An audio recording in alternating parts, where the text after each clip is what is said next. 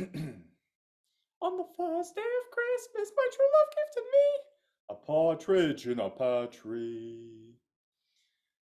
We're getting towards the holidays here, and this top secret's gonna hit like a drum. Parumpa bum bum. Because, you know, why not remind people of Christmas music? Some of you hate it, some of you love it. Doesn't really matter to me, because either way, we're gonna just throw it out there. See how y'all respond. Maybe some of you will subscribe to the channel because of it. Maybe some of you will unsubscribe instantly.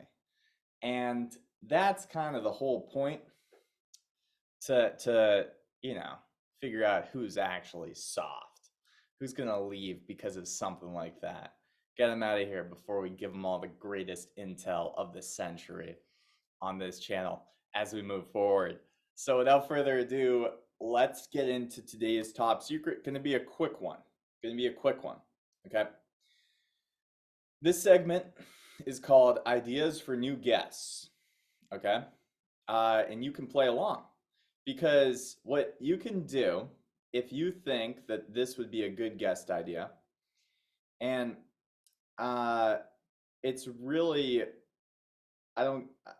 you don't have to send me who you think I should have as a guest. You don't have to send me if you think it'd be a bad idea. All you have to do to play along is to tag the person under this video that I'm about to mention. And there's two today. And if you would like to see some show with this guest, then tag them. And it's not like I haven't already interacted with these guests. It's more of just, okay, sometimes the energy towards it helps us get it done and on people's radars. So the first person, who I think would be an awesome guest because we've had them in the past, but I would almost have them in the future too.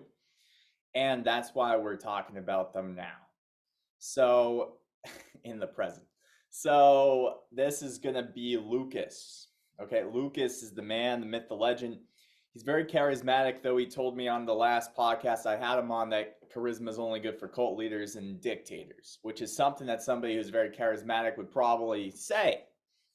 So he is one of the core guys behind Icon. He's part of the Cardano Foundation, and he's just got a little bit of sprinkle blockchain on it attitude. Not everything has to be completely, blockchain to the max.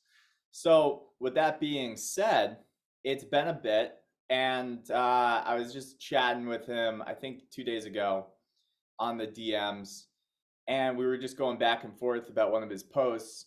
And then, I offered to get him on to a Jspeak late night show. And that would probably be in the next couple of weeks, maybe next week, maybe the week after. Okay. Why Lucas? Because I think that sometimes the people developing the dev tooling are the most important perspectives that we don't get to hear from. And this is because this is what all these projects are going to be using, is the tooling, the infrastructure that's being built by guys like Casey or Lucas and others, many others actually. So when we have more tooling available, then developers can actually make more stuff with blockchain and build cooler use cases, essentially. Like, that's kind of the thesis that I think is just factual. So it's always good to hear where the tooling is, but it's also cool to hear how, he thinks blockchain is sort of shaping today, and maybe more riffs on sprinkle blockchain on it if you saw our podcast together. So that's one. Okay, the next one is, I think it's time, and I haven't reached out to this person yet, but if you've ever seen Daniel Friedman, okay, and you've seen, he's just got like he's the man of the people. He's like a man of the people kind of guy, and he would be fun to, I think, have on. And I think some of the things that are important to talk about are revolutionary, that I've talked about with him over some tacos once. And it'd be a good like podcast Zoom call where we can talk about logistics and integrating logistics and freight companies and physical product delivery, or even like commodities that you can represent on the blockchain, and how the logistics of that would work, and how that's going right now in the industry, because he's doing a lot of work with that. And that's a really like huge market and really interesting concept that is sort of arcane to most people that spend most of their time on dexes or with NFTs looking at their pool PM portfolio or their favorite NFT portfolio. And it's just, this is a really big market. It's real stuff, and it's coming, soon. So he's a guy that I think we could really talk to about that. Plus, he's got experience in Cardano, and he's got a lot of experience in another blockchain that I follow, which is Ergo. So, I think that would be awesome. We had him on a Twitter space once, and it was called the No Bullshit Web3 Research, and we had him. We had the CMO of Radix, and then we had a couple of people from Cardano. The person that co-hosted the space was a longtime Cardano builder, Riley Kilgore. So, and then some call him the DAO Magician, Riley Kilgore. Some call him the DAO Magician, actually. And that's like a new name that's surfaced for him recently. So anyways, that's kind of the two things for that segment. Yesterday, I posted a few different spaces that I did last week, like the one with Sebastian, where I videoed myself while talking on the space. Volume with the methodology that I was using was not the highest for the speakers because I was trying to capture on my computer from my phone. So we'll get better. Same little context there with the No BS Radix Research, episode 7. Volume was tough to hear. I get it. Okay, we're gonna do better. All right, I did put a channel together, which is gonna have, I think, 1 through 7, because I located them. They're on my computer. I just need to like froof them up a little bit, and I need to make sure that they're like got thumbnails and titles and stuff, and then I'll post those sequentially, probably as Throwback Thursdays, because they're preceding number 7. So nonetheless, next week's No BS Radix Research episode is going to be at 1 p.m. East. Tomorrow's Metaverse Monday episode is going to be at, and I don't really have a huge plan for Metaverse Monday tomorrow, by the way. So that's just so you know. I'm going to try to put one together in the next like 24 hours. And that's going to be at 6:30 p.m. East on Monday. So that's going to be December 4th. And then again, no BS Radix Research episode 8 is going to be Friday, 1 p.m. East. Okay. Other than all that, what else do we have going on for Top Secret today? Not much, to be honest with you. It's kind of chill. I think the things to mention that I mentioned last week is we have a podcast with a guy named Farmer Nash, and he is posting all these funny quotes about things and about Cardano. And he's always sometimes it's straight up copy and pasta, which I'm not a huge fan of, okay? I don't like when people are not original. But I get it, like playing the game is part of being a human. And sometimes if something's doing well and you can catch a little wind on it, you can kind of get a little float on it. You can kind of, maybe post the same thing and, hey, just kind of like look to your left and look to your right and pretend like you were the first to post it. And, that's why Elon put the feature there, similar posts. So nobody's copy and posting as much anymore. People look at the root post. Who made it?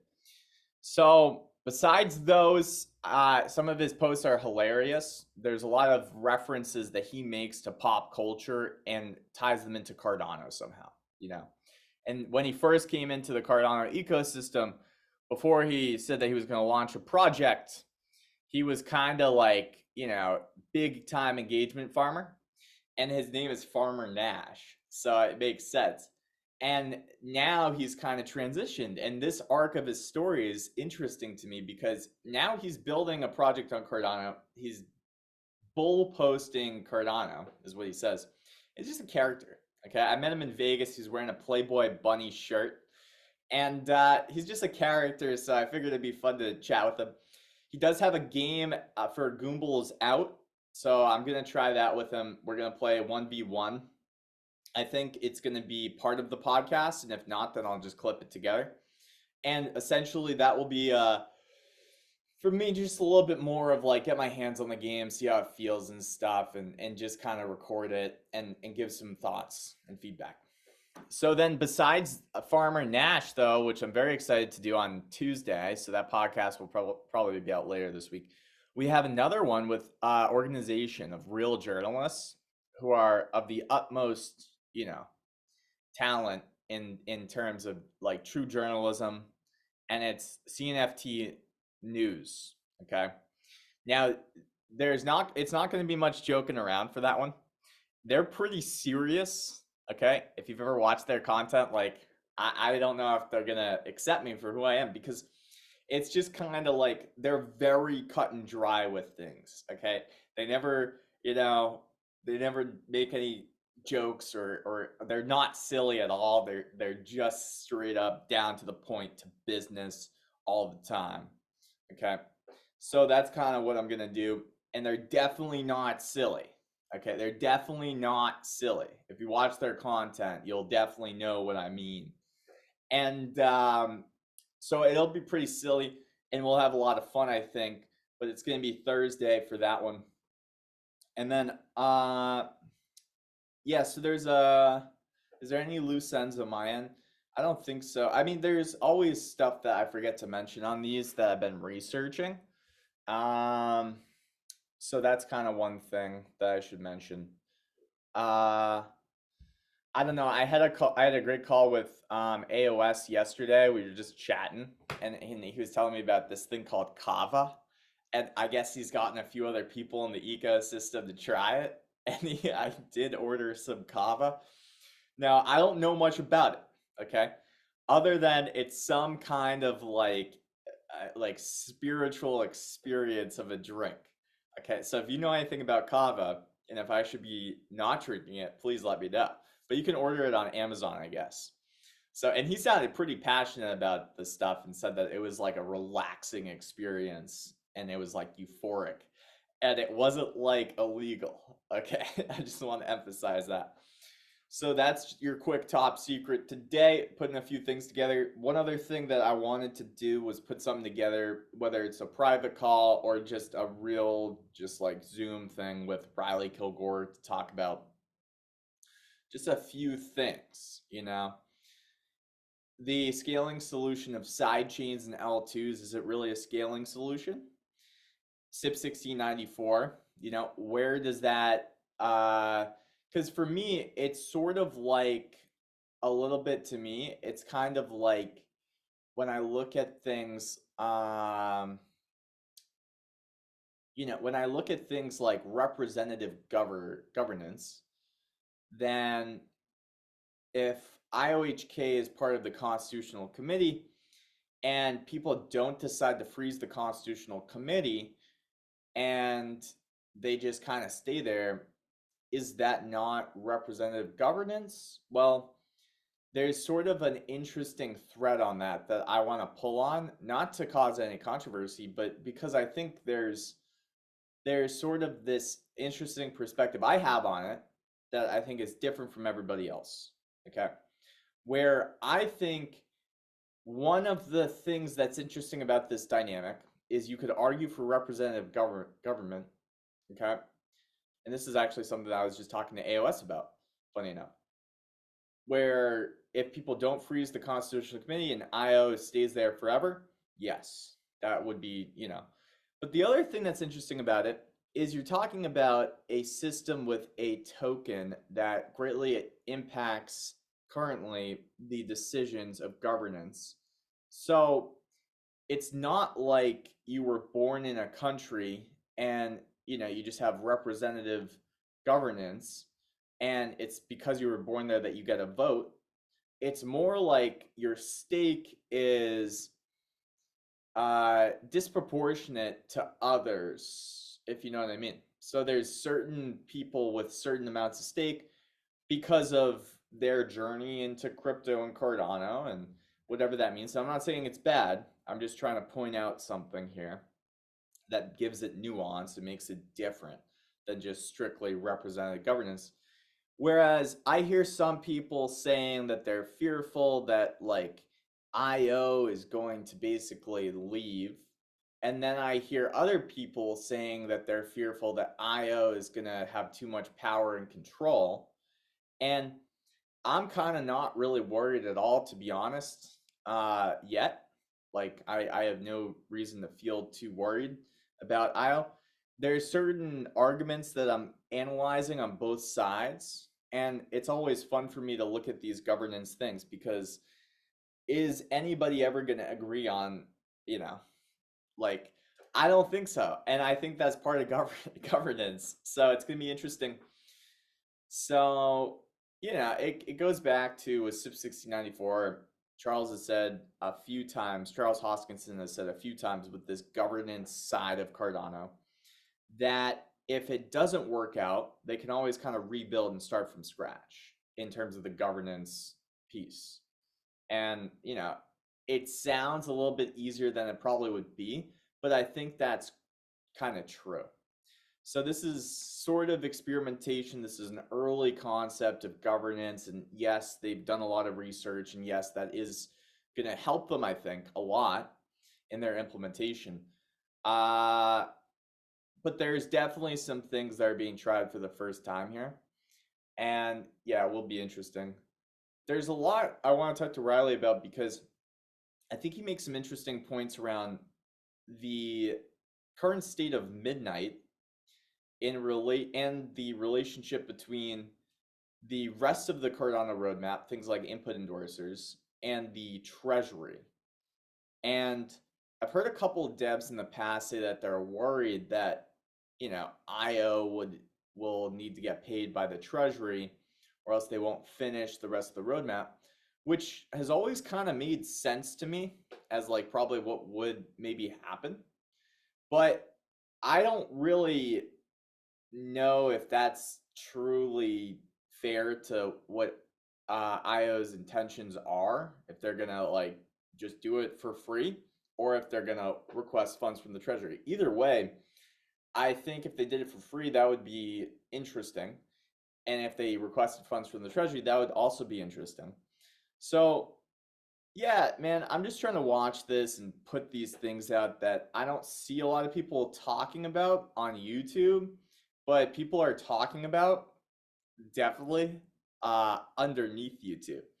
And guys like Lucas, guys like Riley, guys like Dan would be really interesting, I think, to talk to about some of these things that I've been hearing. Not from any of them particularly, but just, in the ecosystem. Get their different perspectives on it in terms of Cardano and in terms of, really this is a Cardano conversation. But yeah, it's definitely really interesting. So looking at Cardano, looking at Radix, looking at a few other blockchains, I'm trying to figure out a little bit more about what's going on with Vayner still. That's interesting to me. And yeah, there's a few other newer DLTs that are interesting. Like I was about to start some researching on Multiverse X, right? There's a little bit more on, I think, just zero knowledge proofs that we wanted to cover too. So let me pull up a couple of stuff and we'll go into that next. Okay, it's time to venture into the zero knowledge proof. Okay, we're gonna try to investigate zero knowledge. So whatever you think you know, bring that with you or leave it behind because we're gonna pretend that either way is a good path to investigate zero knowledge. Okay. Woo, baby. Woo, baby. We got Siraj in the house. And he's doing something in the house. Okay, so we looked at this example on Last Top Secret. And let's just make sure.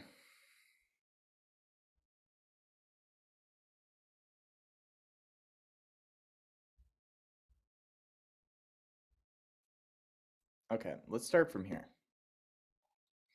So Alice can basically cut a hole on where Waldo is and basically have it in our pocket for after the game to prove it later on to Bob. Because in a piece of paper that you overlay onto where the Waldo is, you can just cut a quick hole where Waldo is while Bob's not looking and then prove it without telling him exactly where Waldo is. So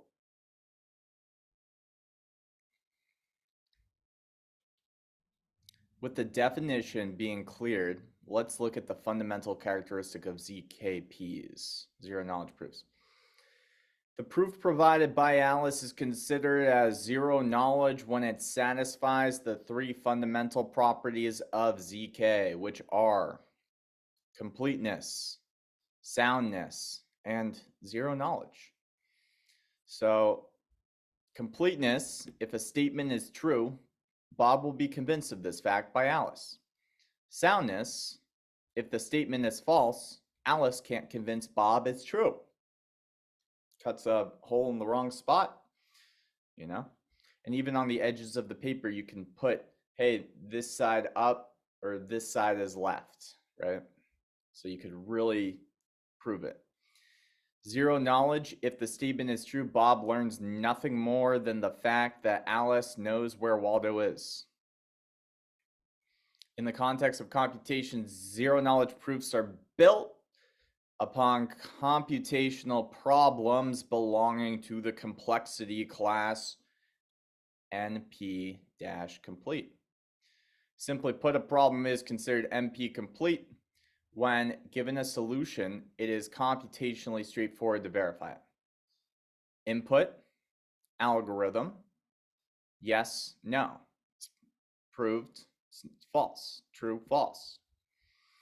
Let's explore a real-world scenario where zero-knowledge proofs, blockchain, and AI could potentially enhance our lives.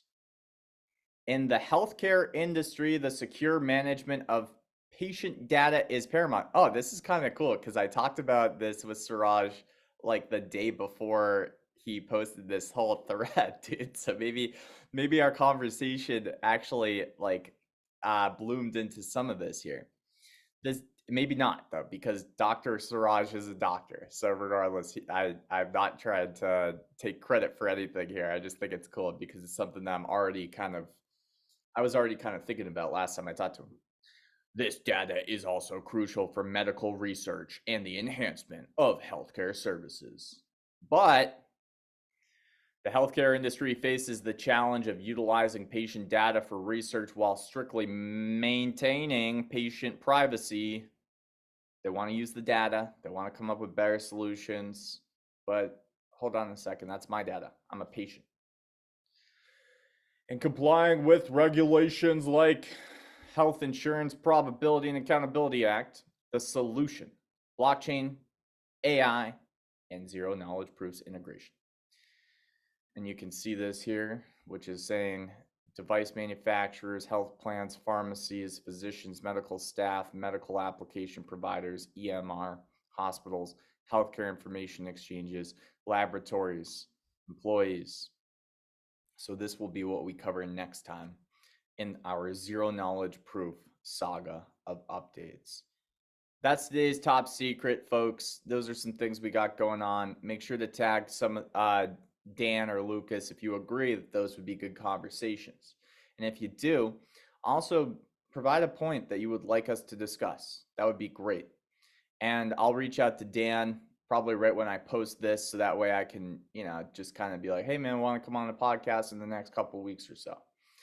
And then for Lucas, I've already kind of been messaging back and forth. Just right now, I'm just kind of in the waiting mode to see, because he did say yes, he'd be down, but I'm not sure if he's going to reply with something else. So we'll see.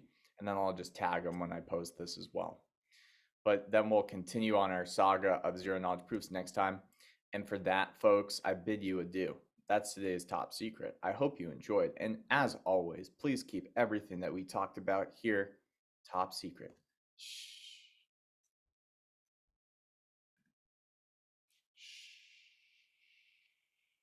Especially the Christmas carols.